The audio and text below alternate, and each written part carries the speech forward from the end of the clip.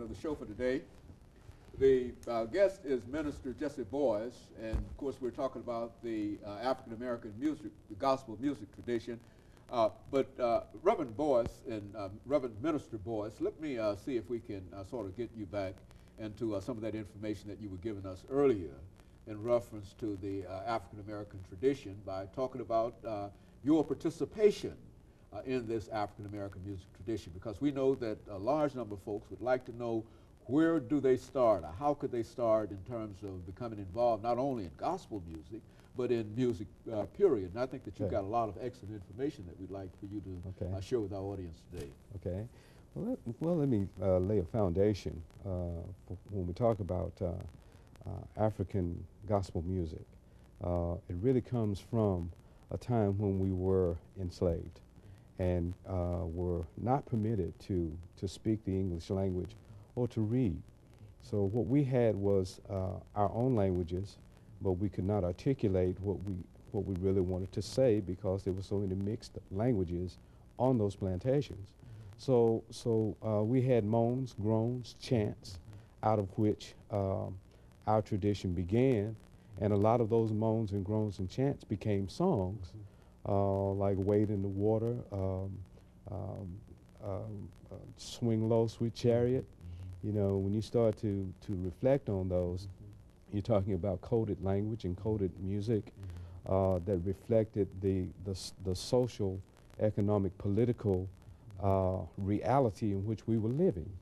Now, when you move into talking about African American music as a genre, you can't talk about it without talking about the root.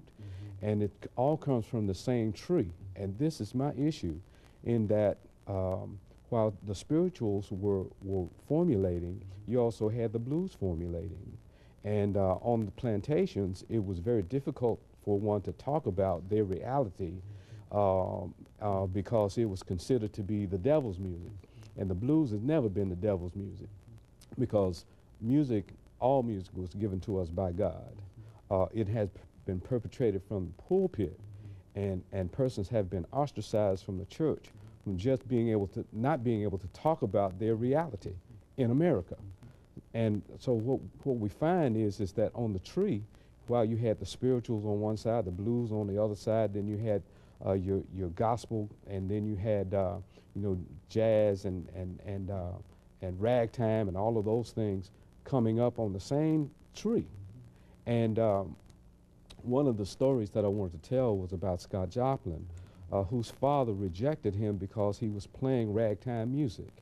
And it was not until he was invited by whites or Europeans to Carnegie Hall that he was acceptable to his father. Received some kind of recognition even from his father. So we ostracize our own family members because of their participation in it.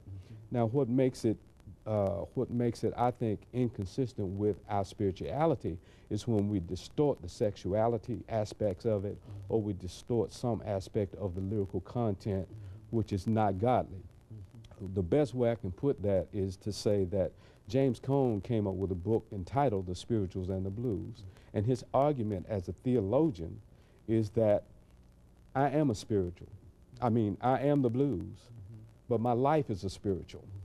That is to say that we live the blues. Some folk don't want to live the blues. They like to sit around and listen to it and hear it, but they don't want to experience it. And what he's saying is that as an African American, I can't deny that aspect of who I am. I am the blues, but my life is a spiritual, you see. So that brings us to a point to where we can then see the compartmentalized aspects of our lives, social, economic, cultural, political, religious, spiritual, whatever, being brought together theologically to where we can embrace each other and not ostracize each other because of our choice or a genre of music that we may like or sing about.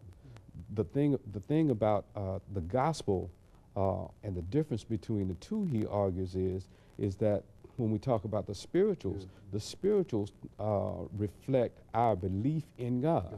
Now think about the song Stormy Monday. When the author got to the end of the song, he said, then I cried. After he talked about stormy Monday and Tuesday just as bad, and Wednesday I go to work and all that.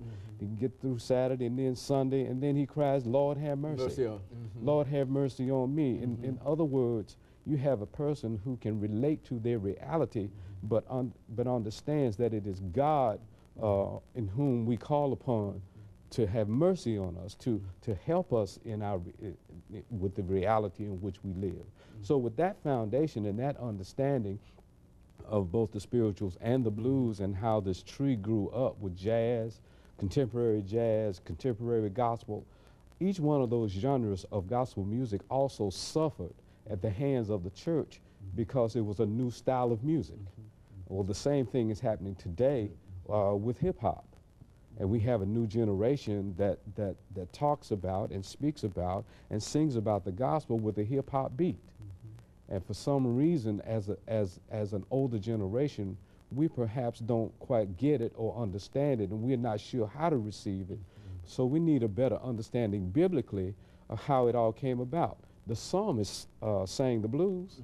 David sang the blues. He was always talking about his enemies and asking God to help him get out of some kind of scrape with somebody, or to help him and to bless him and to curse his enemies.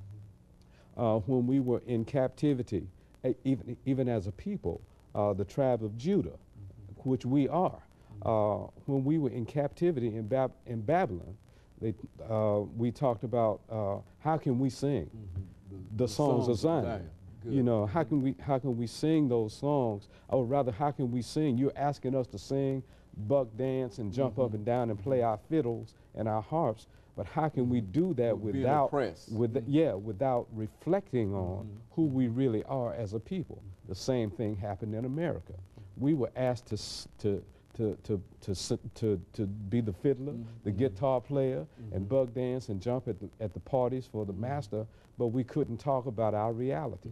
And that has permeated the black church, that has permeated the black household, so much so that we need now to understand the foundation for African gospel music, because it really boils down to us responding to the same struggle that Jesus had, and putting that lyrical content to music, and having a theological basis for gospel music, because we relate to that struggle. Very good. And of course, let's make preparations for the second commercial break, Minister, and then we'll come back and we'll give you an opportunity to expand upon that. Because, Great. I think that's very, very important information. We'll be back with our audience following this.